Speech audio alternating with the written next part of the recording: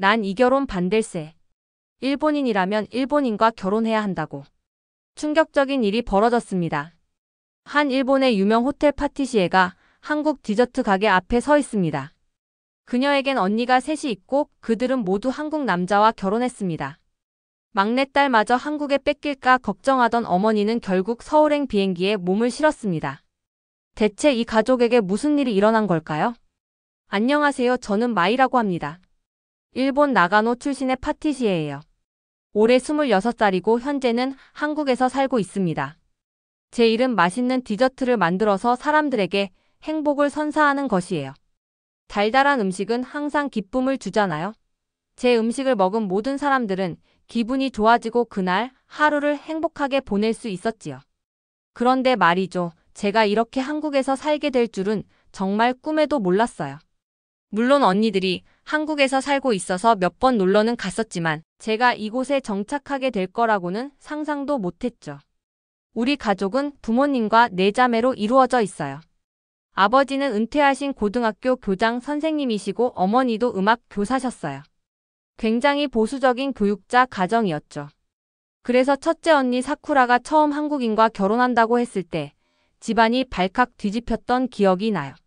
사쿠라 언니는 우리 자매 중에서 가장 똑똑하고 진취적인 사람이에요. 도쿄대를 졸업하고 바로 호주로 워킹 홀리데이를 떠났죠. 그때 한국인 남편을 만났어요. 처음에는 단순한 여행지에서의 인연이라고 생각했는데 둘은 꾸준히 연락을 주고받았고 결국 결혼까지 하게 되었어요. 그 다음은 둘째 미도리 언니였어요. 미도리 언니는 사쿠라 언니의 결혼식에 참석하기 위해 한국에 갔다가 지금의 형부를 만났습니다. 처음에는 통역 때문에 도움을 받은 게 시작이었는데 결혼까지 이어졌죠. 셋째 하루카 언니의 경우는 더 재미있는 인연이었어요. 미도리 언니의 첫 아이 돌잔치에 참석하러 한국에 갔다가 케이터링 업체 담당자였던 지금의 형부를 만났어요. 하루카 언니가 일본 요리를 전공했거든요. 두 사람은 음식에 대한 이야기로 의기투합했고 그렇게 시작된 인연이 결혼으로 이어졌습니다. 그리고 저는 제가 이 자매들 중 가장 의외의 경우일 거예요. 저는 처음부터 한국에는 전혀 관심이 없었거든요. 오히려 언니들이 하나둘 한국으로 가버리면서 왜 하필 다들 한국이지? 하는 생각을 했었죠. 주변에서는 너도 곧 한국 남자랑 결혼하겠다며 농담을 했지만 저는 단호하게 말했어요. 절대 그럴 일 없어요. 전 일본에서 살 거예요. 그렇게 확신했던 이유가 있었어요. 저는 일본의 전통 화과자를 현대적으로 재해석하는 디저트를 만드는 파티시에였거든요. 도쿄의 유명 호텔에서 일하면서 나름 성공적인 커리어를 쌓아가고 있었고 일본을 떠날 이유가 전혀 없었죠. 특히 한국은 더더욱요. 그런데 인생이란 게 참 예상대로만 흘러가지 않더라고요. 모든 변화는 제가 우연히 서울 디저트 페스티벌 소식을 접하면서 시작됐어요. 현대적으로 재해석한 전통 디저트가 주제였는데 마침 제가 관심 있게 연구하던 분야였거든요. 처음에는 단순히 트렌드를 보러 가볼까 하는 가벼운 마음이었어요. 이야기로 돌아가서 저는 페스티벌 참가를 결정했어요. 일본 전통 화과자를 현대적으로 재해석한 제 작품들을 들고요. 특히 제가 자신 있게 준비한 건 벚꽃 모찌 케이크였어요. 찹쌀가루로 만든 부드러운 케이크 시트 위에 벚꽃맛 크림을 올리고 가운데는 파탄금을 넣은 거죠. 마치 벚꽃이 흩날리는 것 같은 비주얼로 완성했답니다. 페스티벌이 열리는 동안 저는 언니들 집에서 지내기로 했어요. 사실 이게 페스티벌 참가를 결정하게 된 큰 이유이기도 했죠. 세 언니는 모두 서울 근교에 살고 있었거든요. 그동안 언니들의 한국 생활이 궁금하기는 했지만 저는 여전히 한국에서의 삶이라는 건 제 선택지에 없었어요. 인천공항에 도착했을 때가 기억나요. 첫째 사쿠라 언니가 마중을 나왔더라고요. 마이야, 이제 한국말 좀 늘었어? 언니는 장난스럽게 물었죠. 저는 고개를 저으며 웃었어요. 아니, 여전히 안녕하세요, 감사합니다 정도? 사실 그동안 한국어를 배울 생각도 안 했거든요. 언니네 집으로 가는 길에서 본 서울의 첫인상은 꽤 좋았어요. 깨끗하고 현대적인 도시였죠. 특히 카페들이 많은 게 인상적이었어요. 여기 카페 문화가 정말 발달했더라. 언니가 설명해 주었어요. 디저트도 이제 한국이 일본 못지않아. 마이 너도 놀랄 거야. 그 말을 들으며 저는 피식 웃었어요. 설마 일본의 디저트 문화를 따라올 수 있을까 하는 약간의 무시가 있었던 것 같아요. 그때는 몰랐죠. 제 생각이 얼마나 편협했는지, 그리고 이 여행이 제 인생을 완전히 바꿔놓게 될 거라는 것을. 디저트 페스티벌 준비를 하면서 저는 서울 곳곳의 유명한 디저트 가게들을 찾아다녔어요. 한국의 디저트 트렌드를 파악하고 싶었거든요. 그런데 정말 놀라웠어요. 전통과 현대가 절묘하게 어우러진 메뉴들, 감각적인 플레이팅, 그리고 무엇보다 새로운 맛의 조합들. 제가 알던 한국이 아닌 것 같았어요. 특히 인상 깊었던 건 한 카페의 미숫가루 티라미수였어요. 전통 한식 재료인 미숫가루를 이탈리아 디저트에 접목시켰는데 그 맛이 정말 환상적이었죠.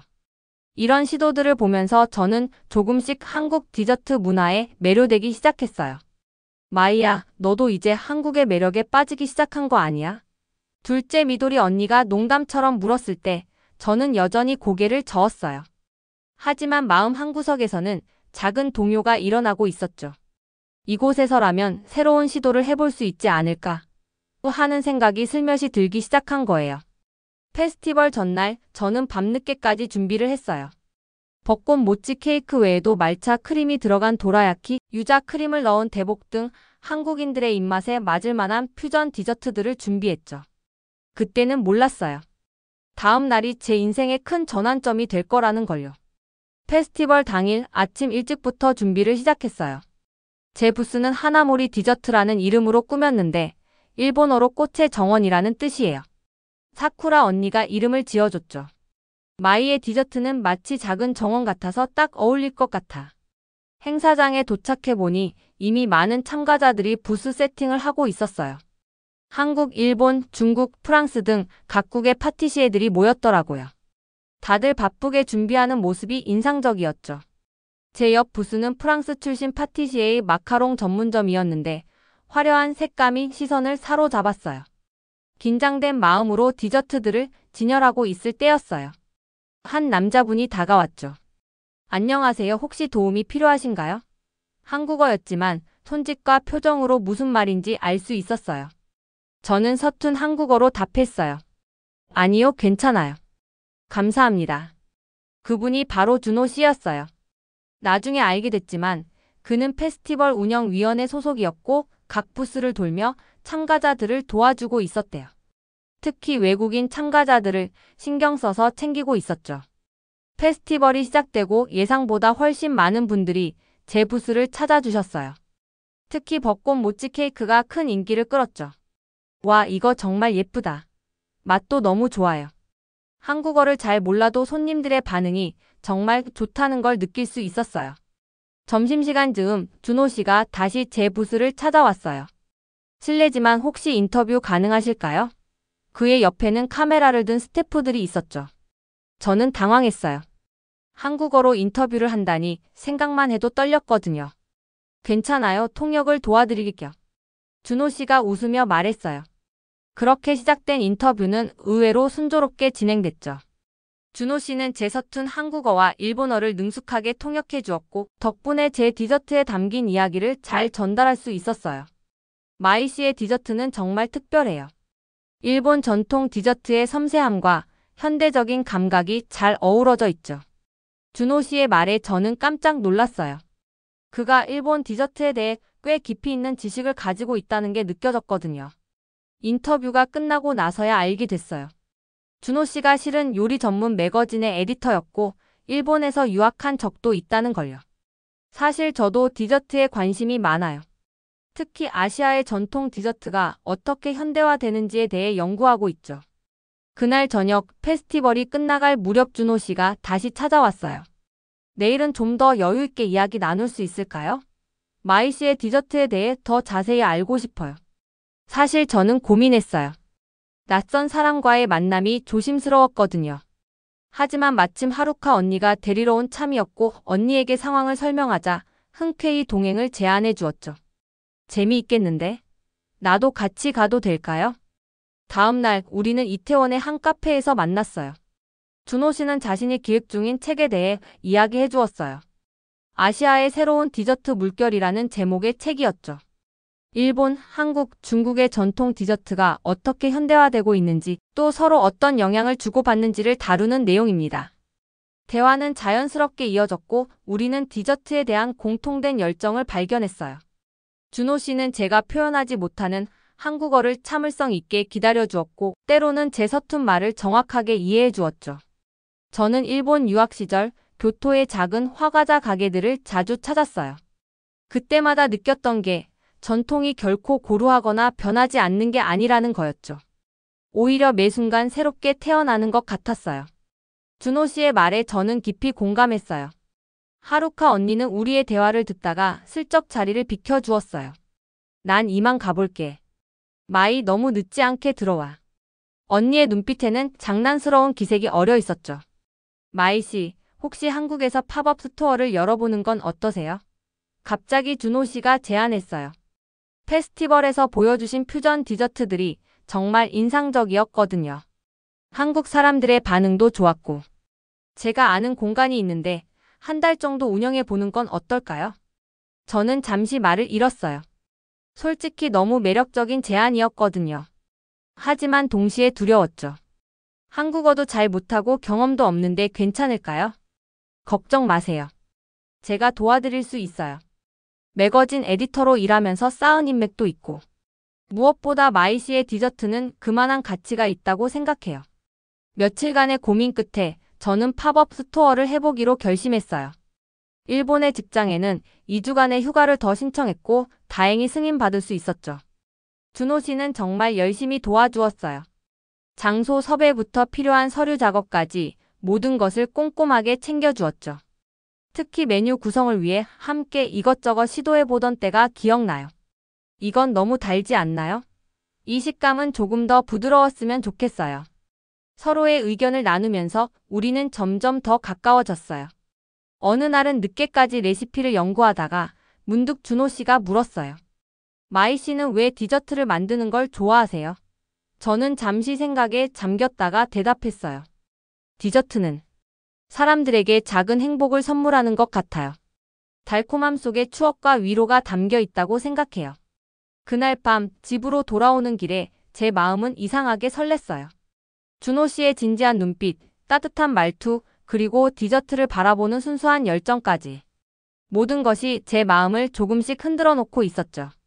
팝업 스토어 오픈까지 2주 정도 남았을 때였어요. 준호 씨와 함께 가게 인테리어를 의논하고 있었죠.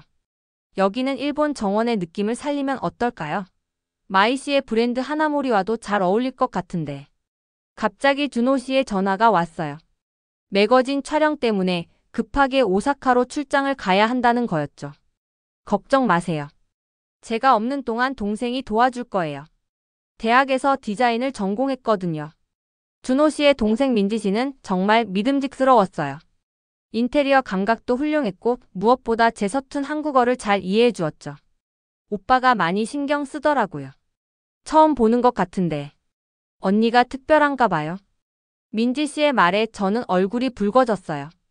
일주일 동안 준호 씨가 없는 동안 저는 더욱 열심히 준비했어요. 새로운 메뉴도 개발하고 한국어 공부도 했죠. 특히 손님들과 소통하기 위한 기본적인 인사말과 설명을 열심히 연습했어요. 드디어 오픈하는 날 아침부터 긴장된 마음으로 가게 문을 열었어요. 준호 씨는 아직 오사카에서 돌아오지 못했지만 응원 메시지를 보내줬죠. 걱정하지 마세요. 마이 씨의 디저트는 분명 사람들의 마음을 사로잡을 거예요. 첫날부터 예상 이상으로 많은 손님들이 찾아주셨어요. SNS를 통해 페스티벌 때의 제 디저트를 기억하고 오신 분들이 많았죠. 입소문이 퍼지면서 점점 더 많은 관심을 받게 되었고 일본 디저트의 새로운 해석이라는 평가와 함께 현지 맛집 블로그에도 소개되었어요. 그리고 마침내 준호 씨가 돌아온 날 저는 그를 위해 특별한 디저트를 준비했어요. 일본 도라야키에 한국의 흑임자 크림을 넣은 퓨전 디저트였죠. 준호 씨는 그 디저트를 먹고 한참을 말없이 바라보더니 마지막으로 이렇게 말했어요. 마이 씨, 이제 알겠어요.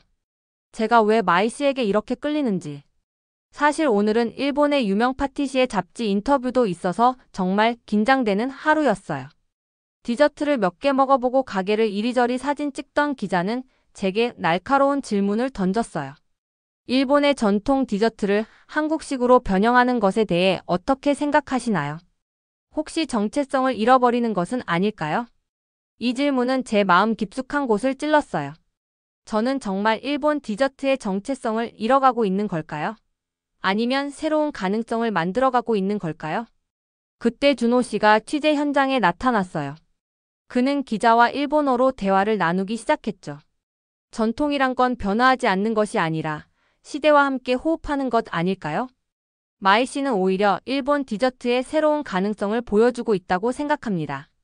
기자는 준호 씨의 말에 깊이 공감한다는 듯 고개를 끄덕였어요. 하지만 저는 더욱 혼란스러워졌죠.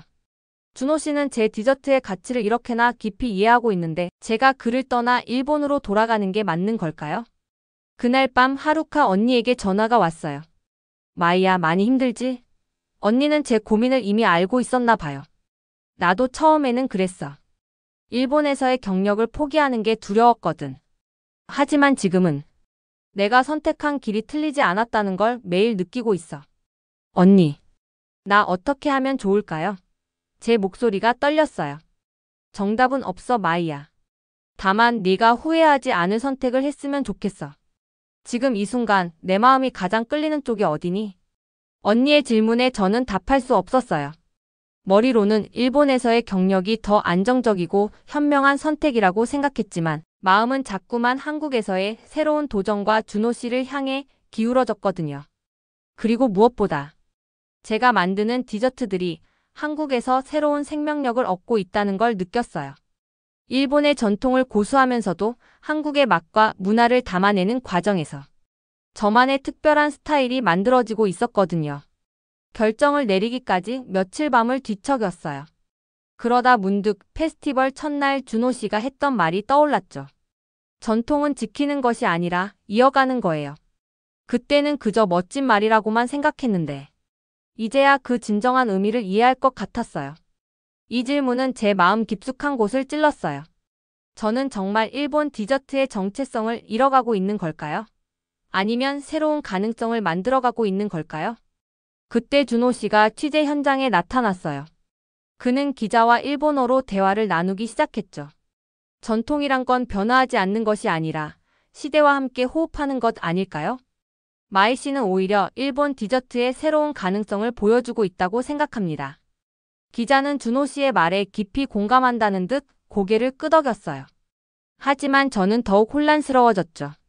준호 씨는 제 디저트의 가치를 이렇게나 깊이 이해하고 있는데 제가 그를 떠나 일본으로 돌아가는 게 맞는 걸까요? 머리로는 일본에서의 경력이 더 안정적이고 현명한 선택이라고 생각했지만 마음은 자꾸만 한국에서의 새로운 도전과 준호 씨를 향해 기울어졌거든요. 그리고 무엇보다 제가 만드는 디저트 준호 씨의 고백 이후 제 마음은 더욱 복잡해졌어요. 팝업 스토어는 성공적으로 운영되고 있었고 준호 씨와의 관계도 점점 발전하고 있었지만 현실적인 문제들이 하나둘씩 떠오르기 시작했죠. 무엇보다 일본에서의 제 경력이 걸려 있었어요. 도쿄의 유명 호텔에서 쌓아온 경력을 포기하고 한국에서 새로 시작한다는 게 과연 옳은 선택일까? 밤마다 이런 고민으로 잠을 이루지 못했어요. 그러던 어느 날 일본 직장에서 연락이 왔어요. 호텔 수석 파티시에가 은퇴를 앞두고 있는데 저를 후임으로 강력히 추천하고 싶다는 거였죠. 이건 정말 큰 기회였어요. 제가 꿈꿔왔던 자리였으니까요. 정말 좋은 기회네요. 이 소식을 들은 준호 씨가 말했어요. 하지만 그의 목소리에는 씁쓸함이 묻어 있었죠. 마이 씨가 열심히 노력해서 얻은 기회인데. 축하드려요. 준호 씨의 반응에 저는 더욱 마음이 아팠어요. 그는 제 입장을 이해하려 노력하고 있었지만 그의 눈빛에서 실망감을 읽을 수 있었거든요. 그 즈음 부모님께도 연락이 왔어요. 마이, 내가 호텔 수석 파티시에 제안을 받았다고? 정말 자랑스럽구나. 어머니의 목소리에는 기쁨이 가득했죠. 이제 일본으로 돌아올 거지? 하지만 아버지의 다음 말씀이 저를 더욱 괴롭게 했어요. 너희 언니들은 다들 한국으로 가버렸는데 너만큼은 일본에서 성공하는 모습을 보고 싶었단다. 그날 저녁 준호 씨와 만났어요. 한강공원에서 산책을 하면서 이런저런 이야기를 나눴죠. 마이 씨, 솔직히 말해볼까요? 준호 씨가 먼저 입을 열었어요. 저는 마이 씨가 한국에 남았으면 좋겠어요. 하지만 그게 이기적인 바람이라는 걸 알아요. 준호 씨. 제가 말을 꺼내려는데 그가 먼저 이어갔어요. 지금 마이 씨에게 주어진 기회는 정말 소중한 거예요. 수석 파티시에라니. 그동안 얼마나 열심히 노력하셨는지 알 수 있죠. 그런데 제가 그 꿈을 가로막는다면 그건 진정한 사랑이 아닐 것 같아요. 준호 씨의 말에 눈물이 났어요. 그는 제 성공을 진심으로 바라고 있었지만 동시에 저를 보내고 싶지 않아 하는 게 느껴졌거든요. 더 큰 문제는 제 마음이었어요. 일본에서의 성공이라는 꿈과 한국에서 시작된 새로운 사랑, 그 어느 것도 쉽게 포기할 수 없었죠. 게다가 팝업 스토어의 성공으로 한국에서의 가능성도 보이기 시작했어요. 시간을 가져보는 게 어떨까요? 준호 씨가 조심스럽게 제안했어요. 지금 당장 결정하지 말고 천천히 생각해 보세요. 저는 기다릴 수 있어요. 하지만 시간이 모든 걸 해결해 주진 않았어요. 오히려 더 많은 고민거리가 생겼죠. 일본 호텔 측에서는 빠른 답변을 원했고 부모님은 거의 매일 전화를 하셨어요. 마이 언제 돌아올 거니? 며칠 동안의 고민 끝에 저는 결심했어요. 부모님께 직접 제 마음을 전하기 위해 일본으로 갔죠. 떠나기 전날 준호 씨에게는 말하지 않았어요. 제가 어떤 결정을 내리든 그건 온전히 제 선택이어야 했으니까요. 나리타 공항에 도착했을 때 부모님이 마중 나와 계셨어요. 마이야, 결정은 했니? 어머니가 조심스럽게 물으셨죠. 저는 고개를 끄덕였어요. 네, 하지만 먼저 보여드릴 게 있어요. 저는 한국에서 가져온 제 디저트를 꺼냈어요. 도라야키와 한국의 흑임자가 만난 흑임자 도라야키, 인절미 크림이 들어간 벚꽃모찌 케이크, 그리고 한국 녹차를 사용한 제주 말차 롤이었죠. 이게 지금 제가 한국에서 만들고 있는 디저트예요. 일본의 전통을 지키면서도 한국의 맛을 담아냈어요. 제가 정말 하고 싶은 일이에요. 부모님은 말없이 디저트를 드셨어요. 한참 후에야 아버지가 입을 여셨죠. 맛이 특별하구나. 내 디저트에는 뭔가 다른 게 있어. 내가 이렇게까지 성장한 줄 몰랐어. 어머니의 눈시울이 붉어졌어요. 우리가 너무 욕심을 부렸나 보구나. 내 언니들처럼 너도 내 길을 찾은 것 같아. 그날 밤 우리는 오랜 시간 이야기를 나눴어요. 제가 한국에서 경험한 것들, 준호 씨와의 만남, 그리고 새롭게 발견한 저만의 가능성에 대해서요. 사실 아빠도 궁금했단다. 아버지가 말씀하셨어요. 내 언니들이 왜 하필 한국을 선택했는지. 이제 조금은 알 것 같아. 거기에는 너희가 성장할 수 있는 무언가가 있나 보구나. 다음 날 저는 호텔로 찾아갔어요. 수석 파티시에 자리를 제안해주신 분들께 직접 제 마음을 전하고 싶었거든요. 정말 감사합니다. 하지만 저는 제가 꿈꾸는 다른 길이 있습니다. 예상과 달리 그분들은 저의 결정을 이해해 주셨어요. 젊을 때는 도전해봐야지. 우리도 마이 씨의 디저트를 맛보고 놀랐어. 거기 담긴 새로운 가능성을 한국에서 꼭 성공하길 바라겠네.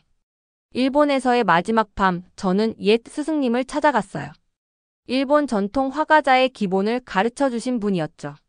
선생님, 제가 한국식으로 디저트를 변형하는 게 괜찮을까요?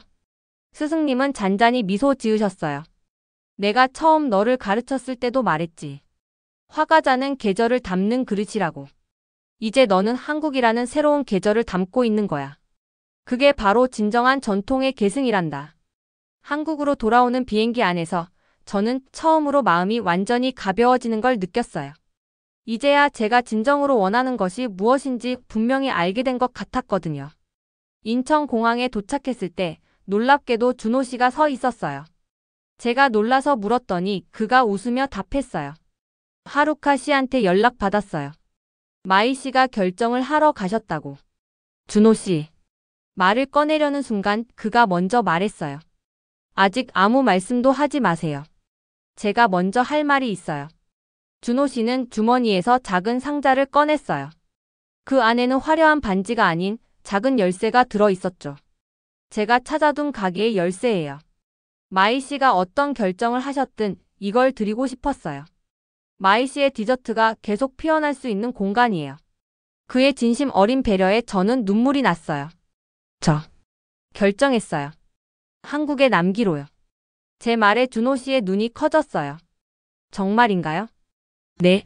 제가 만든 디저트처럼. 저도 이제 여기서 새롭게 피어나고 싶어요. 준호 씨와 함께요. 그날 저녁 우리는 새 가게를 보러 갔어요. 삼청동의 조용한 골목에 있는 아담한 한옥이었죠. 여기서 마이 씨만의 이야기를 펼쳐보는 건 어떨까요? 가게 이름은 하나모리로 정했어요. 일본어로 꽃의 정원이라는 뜻이지만 한국어로 읽으면 하나와 모리로 들리죠. 하나의 이야기가 모여 만드는 정원. 그런 의미를 담았어요. 드디어 가게 오픈날 많은 분들이 찾아와 주셨어요. 특히 새언니 부부들이 모두 와서 축하해 주었죠. 마이가 마지막으로 한국을 선택하다니. 정말 기쁘다. 사쿠라 언니가 눈물을 글썽이며 말했어요. 더 감동적인 건 부모님도 오픈식에 와 주셨다는 거예요. 우리도 이제 자주 한국에 올 것 같구나. 손님으로도 오고 딸 보러도 오고. 어머니가 행복한 표정으로 말씀하셨어요. 이제 저는 매일 아침 하나모리의 문을 열며 생각해요. 제가 선택한 이 길이 쉽지는 않겠지만 분명 행복한 길이 될 거라고요. 준호 씨와 함께라면 어떤 어려움도 이겨낼 수 있을 것 같아요. 오늘도 저는 일본의 전통과 한국의 맛을 담은 디저트를 만들어요. 그리고 그 안에 저의 작은 사랑 이야기도 함께 담아내고 있답니다. 저의 선택이 틀리지 않았다는 걸 매일매일 더 확신하게 된답니다. 여러분은 어떠신가요? 만약 외국인 며느리를 맞이하게 된다면 어떤 걱정이 가장 크실 것 같으신가요? 저는 이 이야기를 취재하면서 문화의 차이가 오히려 새로운 가능성이 될 수 있다는 걸 배웠습니다. 마이 씨의 디저트처럼 서로 다른 문화가 만나 더 특별한 것이 탄생하기도 하니까요. 혹시 여러분 주변에도 국제 결혼을 하신 분들이 계신가요? 어떤 어려움이 있었고 어떻게 극복하셨는지 댓글로 이야기해 주세요. 앞으로도 여러분과 함께할 더 많은 이야기들이 준비되어 있습니다. 좋아요와 구독은 영상 제작에 정말 큰 힘이 됩니다. 오늘도 함께해 주셔서 감사합니다.